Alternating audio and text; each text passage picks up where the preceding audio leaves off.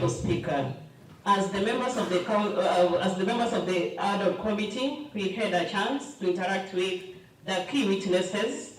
At the same time, the County Executive Committee member, Dr. Ndemo, the mover for the motion, Honorable Richmond Rarioli.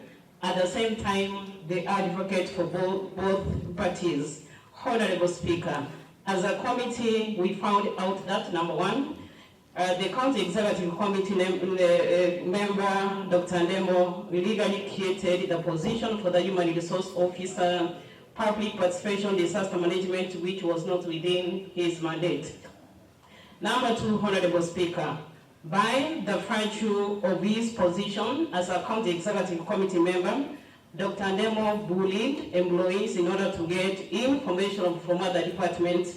Also, he acted and authored the letters for his personal gains. Number three, Honorable Speaker, Dr. Ndemo assigned himself an enforcement officer as his bodyguard without following the right procedure or without following the proper procedure.